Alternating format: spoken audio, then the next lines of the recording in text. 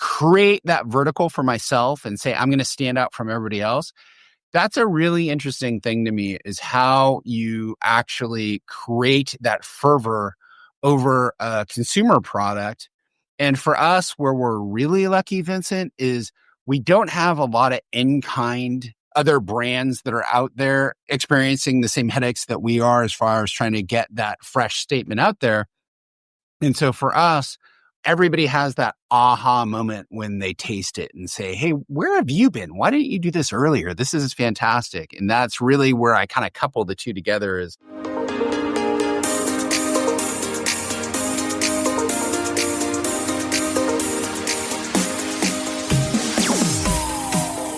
We are going bay to start our day. No pun intended on that last bit. We're going to talk with Ken today, Republic Tequila, co-founder there, winning tons of awards. Now he's moved into Fresh Victor in all natural cold press mixers.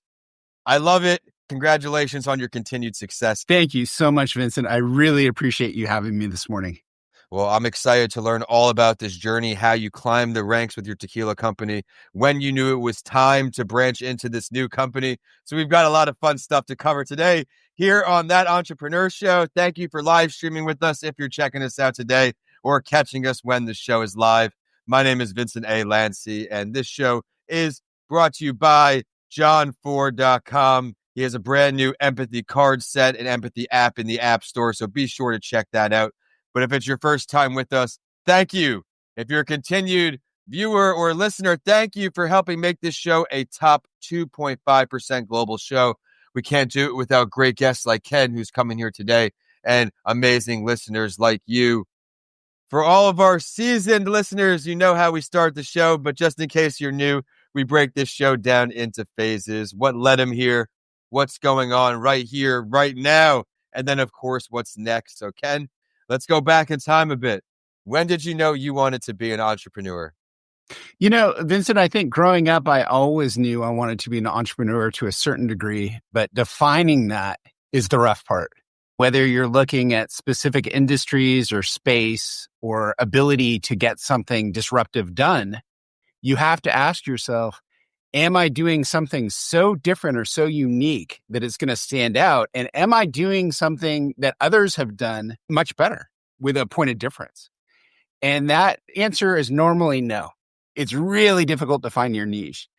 And for me, I was really fortunate in my journey as I didn't see it coming at all. It was just hit me right between the eyes, or I should say the heart in this circumstance. I ended up falling in love with a girl from Guadalajara, Mexico, who was finishing studying here in California in the Bay Area and going home. And it wasn't this Machiavellian great idea on my part to say, hey, I'm going to be a leader of industry. It was much more a situation where I was wanting to be with her. And by going down there, found my niche in tequila. Wow. What an incredible story. Thank you for sharing that. Can you give us a little more? I'm on the edge of my seat here. Yeah, it was a funny circumstance. You know, she was here studying in the Bay Area, and we had no designs on a romantic relationship in the sense that I knew that she was always going back. And so I thought, well, we've had this incredible friendship for 8 or 9 months, maybe up to a year, but she'll leave and we'll go on with our lives. And when she left, I realized there was such a void in my life, that she was such a big part of my life, that I wanted to spend the rest of my life with her. And to that point, we hadn't even held hands at that point. So it was really, it's one of those life moments where you see it in movies or you read about it and you go, yeah, but it doesn't really happen, does it? And for me, it did. And this was in the mid 90s. And as I got down to Guadalajara, I was really, Vincent, looking for a reason to stay or a reason to be able to work in a way where we were making good money and I didn't have to hop back and forth as much. Right. So it's out of necessity, right? You're kind of forced into a position of you better figure this out and you better figure it out within a certain timeline. And I remember my parents, saying, did you say Guatemala? And I said, no, Guadalajara, Mexico. And they thought, wow, this is a real change. And my dad, being an econ teacher, had said, if you're looking for investment opportunities down there or reasons to stay, sure, what can you do that you can do better from everyone else. And it really was perplexing to me at the beginning, because whether it was tech or art or jewelry or you name anything, foodstuffs, it was already being done and done well. Second largest city in Mexico. So, you have millions of people and you have a lot of international or global trade and commerce going on. It wasn't easy to identify a space where I could say, hey, I can just put a stake in the ground and go. I was really fortunate that my wife's family was involved in the tequila industry. Like many Americans in the mid-90s, my knowledge of tequila through school and as a young adult was gold shots, hangover nightmares. So I really had a puerile or very immature view of the industry that way.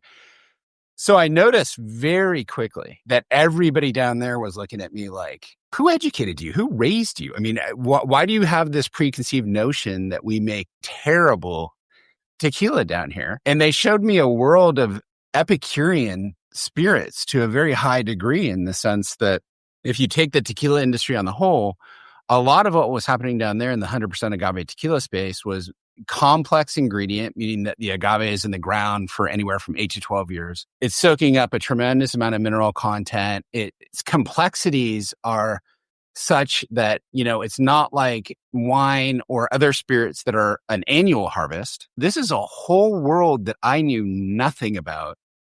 It's not, at least in the circles in Northern California that I experienced, or even beyond that in business around the US, spoken about much. Sure. We all kind of shared the same outlook to a certain degree at my age group. What an opportunity to try to bridge the gaps between the two countries and the preconceived notion of tequila. And that became a real thing for me, where I came to realize that these are very different societies. Mexico is kind of a cash-based society of what can you do for me today? Sure. Whereas the US is saying, hey, where's the 5 to 7 year pro forma and outlook, and let's get credit set up and let's figure out, exit strategy and all this. So between the growing of the agave, the production, the exportation, the importation, the marketing, the wholesale, the retail, the distributors, it became something of great interest that I really enjoyed, until I figured out that, hey, I'm showing people how to do this. Why am I not doing it myself? And that's the genesis. That's really where this kind of began, the journey. Oh, I was typing up some show notes as we're going along. I love how you put, what can you do that already exists, but do it better than everyone else? I thought that was a great general statement, that we often try to complicate things, especially trying to become entrepreneurs. We don't have to reinvent the wheel always. Let's just find ways to do it better. I love that. And again, you met a girl in the Bay Area from Guadalajara, and then you found your niche at tequila. Was tequila your go-to drink in college? What really struck me is when I was talking to people in Guadalajara, they were saying Americans are relegated to shots or margaritas. There's absolutely no in between. It's just this or that. And I thought about that. It's so obvious on the surface. And I went, well, yeah, that's what the deal is. And they said, no. Blanco tequila in Mexico is very much used like you use vodka in the States. It's a perfect mixer. And so, we're mixing it with fruit juices and with soft drinks and with, all sorts of ways to create whole menu and drink profiles. That, Vincent, honestly had never even occurred to me. And so while I would say it was kind of a go-to, that idea of waking up the next morning after shots the night before wasn't an appealing one anymore in my mid-20s. And so it was really nice to see hey, there's this whole world that I hadn't experienced yet, that I really was passionate about sharing with other people. Oh my gosh. Well, you're inspiring me as we go through this. Now, I've got to ask, was Fresh Victor born in the US, or was it born in Guadalajara as well?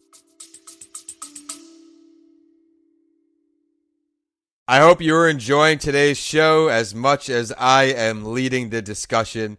Remember to subscribe to stay current on our shows. Yeah. So to be called 100%, you can't bottle in other country. You need to actually bottle on site at the distillery with the branch of government, the CRT, that's actually overseeing all of this, to say we certify this as 100% agave. With Fresh Victor, it was much of a different proposition. After being in the tequila industry for a long time, what I was noticing as I was going around the US was both from a distributor as well as an account standpoint. So I'll call that on premise. Anywhere you're drinking somewhere, casinos, hotels, resorts, bars, restaurants, amusement parks, cruise ships. I was getting a lot of the same messaging. Hey, we've kind of evolved into understanding 100% agave tequila better. So we like it as a high-end spirit. But how do you make really good cocktails relatively quickly? Because as I was doing my demos, I did notice, and it was pointed out to me more than once, hey man, this drink is amazing, but it took you 4.5 to 5.5 minutes to build it. Ooh. No one's going to do that. No one's gonna wait around for that. Yeah. Yeah, that's like, kind of more artistic than it is efficient. How do you marry those two? How do you get there? And it was a really interesting question for me, Vincent, because this would have been probably around 2004, 2005. Okay. I didn't have an answer. And I realized really quickly that as I was looking at them and they were looking at me and this question was happening over and over and over again, what should I do about this or how do I address it? And the easy solution, when you think about on-premise as a whole, that a lot of these places probably need to make craft cocktails in 20 seconds or so. And then you look at you and myself. If I was at my own dinner parties, I realized I'd been now married with my wife for 6, 7, 8 years. I wasn't actually sitting and having dinner with people. Right. I was behind the bar all evening making drinks for everybody. And my rationalization was, well, everybody's coming back to get more drinks. So I'm talking to everybody. I'm just not eating. And my wife said, how do you do both? So I was kind of getting it from both directions of, hey, I think this is a really good idea, craft cocktails at home and craft cocktails with the industry people. And so it became a really interesting business proposition from the standpoint of, I'm sure that you've seen this as I have.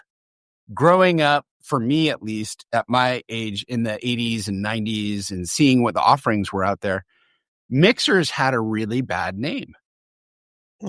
Just like we think about mixto tequila, kind of the gold and white tequilas of yesterday where it was just like, hey, a hangover in a bottle. That neon green, cloudy, high fructose corn syrup. Hey, we're going to give you a gallon of just awful liquid.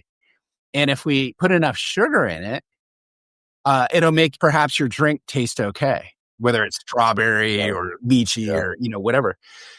And so for me, what I realized kind of auditing the industry or going around and talking to people and just soliciting advice was mixers are seen as something that's lower end, that aren't something to be proud of, aren't something people rush out to get. They just compromise and say, well, I guess I'll grab this because it's in the middle of the aisle. There was a real hole there. And that led me directly back to the beginning of our conversation. Can I do something that's more unique or more different where I stand out and do it better than it's been done before? And that was a lot more difficult than I anticipated. When you think about like 4 ingredients, you think, I could nail this in my kitchen if I just take a long weekend. Well, I was able to do that to a certain degree, and we got that right. But when you talk about scaling it up to production, like actually producing something that's very good, you have prodigious barriers to entry. You have needing to take your formulas from the kitchen to production run for distribution purposes. But then you also have the industry that has a behavior of doing things the same way for a very long time. And Vincent, the questions I got when I started were a lot of, can you make it shelf stable?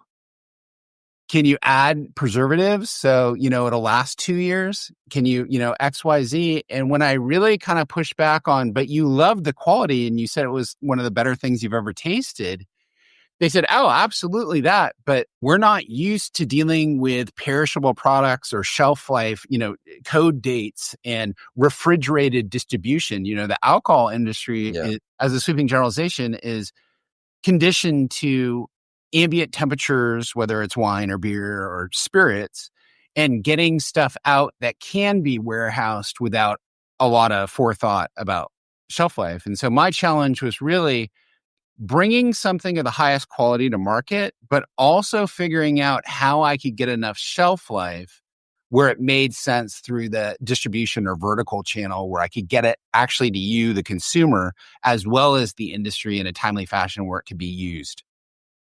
Well, I think the insight and value you're bringing to this show, and I don't say this lightly, this has been over 5 years of this show. What I'm getting out of this show right now is just incredible. You are bringing your A game, and I'm learning just so much from you right now. Not just about alcohol, just growing a business. How many employees did your first company get up to? How big is the second company? So they're of similar size. The great thing about a footprint like this is you don't need to have 100, 150 employees to make an impact with something that's really vital or something that the industry needs. Sure. What I will say, and you got to always look at both sides of the coin. It's very challenging with a small team because there's only so many of us and we can't be everywhere. And so, growing or scaling a business like this doesn't happen overnight. We always laugh and say, hey, it's the 10-year overnight success story. Oh, that's Yeah, it. Entrepreneurship. That's it. right. And so really you look for a core team of, let's say, 12 to 16 people that are really focused on pushing. And then you're looking at specific geographies and distribution channels where you can make the highest impact. And I often say you want to kind of focus on the top 15% of geographies or accounts that are going to influence the other 85% to say, hey, have you seen this stuff yet? Mm-hmm. This stuff is different. Preservative free, all natural, low calorie, kosher, non-GMO, all the bells and whistles, fair trade. You should check this stuff out. And the thing about having an impressive group or team of people in, operations and sales and marketing and these sorts of facets and advisory and board of directors is you have these seasoned people that are all pulling in the same direction to say, we know that there's something real here that people want. We just have to see where's the tipping point of where this thing can really scale up and help people. And how long will it take to get in those channels? And that's the most challenging part of all, Vincent, is you don't want to overpopulate your team with, 50 people to see how quickly you can get into some of these channels. You want to make sure that the product is kind of hunting and working for itself like an algebraic formula to say, hey, I can emulate this success model over and over and over again in certain accounts. You're leading me right into my next question. You're talking about building now, the scaling, the challenges related. So I appreciate you sharing some of the more challenging parts. What's next for the companies? What's next for you as we head now? We would very much like to see, the natural adoption with the industry people with on-premise is a really great business proposition as far as you've seen in the last 5 years, how things have relatively changed from the work standpoint. You have very compromised labor. When I was growing up, you would have career people that were saying, hey, we're going to put 30 or 40 years into a singular career. We're going to be at a certain firm or in a certain industry or whatever else, a professional person. And now you may see people that have 3 or 4 careers over their, Sure, working life. You see a lot of on-premise venues where people may be there for 6 months to a year, but it's not continual. So you have to do trainings over and over and over again. You have to make sure that they understand that the person on Monday and the person on Saturday need to be making the exact same drinks for bar service and for the restaurants, for the clubs, the bars. For us, what we really like to see is, hey, we're going to stabilize this for you in a way where it's absolutely consistent. We're going to insulate you from the ingredient sourcing. We're going to get you to a place where, amongst our 9 flavors, you can make a myriad of different cocktails and mocktails that are really appealing to your customer base. On the other side of that coin, it's really important from a brand equity standpoint that we'd like to see Fresh Victor really working well in Epicurean grocery, kind of the higher end grocery stores where you can pick up our stuff on a Thursday and feel like you're having a dinner party Saturday and you're going to serve some of the best drinks your guests have ever tasted, as well as kind of that wine and liquor store space of it pairs perfectly with any spirit, any wine for sangria, bubbles for mimosas, all sorts of water for agua fresca, sparkling water for a low-cal soft drink. So there's so many ways to use our stuff that we want to get it out there in the right channel so people can experience it for themselves. I love the ambition. Now, to make all of that happen, if you could choose any entrepreneur, dead or alive, to talk to help bring that plan to fruition quicker, more effectively, which entrepreneur would you sit down with? The way I think about this sometimes is from the perspective of a first to category product. When you look at an entrepreneur that actually has failures in their background, has to iterate on things, one that comes to mind right away is Sidney Frank with Grey Goose. He had been in the industry forever, and with Grey Goose and Jaeger, how you take something that already is a saturated category and reinvent it to a certain degree, where you're saying, hey, vodka, yes, is a huge industry, but let me show you how I can be 50 times bigger than anybody else effectively. Like, just create that vertical for myself and say, I'm going to stand out from everybody else. That's a really interesting thing to me, is how you actually create that fervor over a consumer product.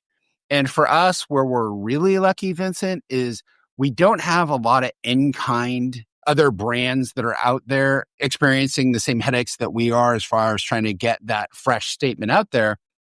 And so for us, everybody has that aha moment when they taste it and say, hey, where have you been? Why didn't you do this earlier? This is fantastic. And that's really where I kind of couple the two together, is having that conversation with the entrepreneur that you just asked me who I'd want to talk to, with how do you invent something that can get a lot of attention on its own, on its very own, where it gets its own accolades without me having to always push. Once people discover it, they pull. You've inspired us to do just that, not go against the grain, go right there with it and make the magic happen.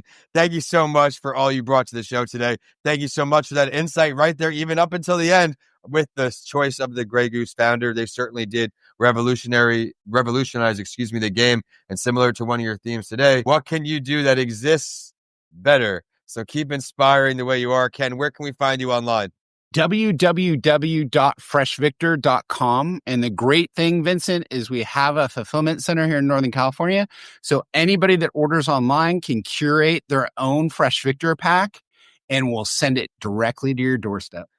Well, that sounds like it's too good to be true. So everybody who is in this space of enjoyment, be sure to head to freshvictor.com, connect with Ken on LinkedIn. And my name is Vincent A. Lancy. You can catch me on LinkedIn as well, or anywhere on social media with my name. My website is vincentalancy.com to learn all about behind the scenes content coming soon for all my podcast shows. And one more time to our show sponsor, John Ford, doing incredible work with his Empathy app, especially as entrepreneurs. We need to take time for our mental health. And Coming Alive Podcast Production.com if you want to start your podcasting journey today. But with that, we are signing off from one bay all the way down to the other. Ken, thank you so much for stopping by. Pleasure's all mine, Vincent. Thank you so much for having me.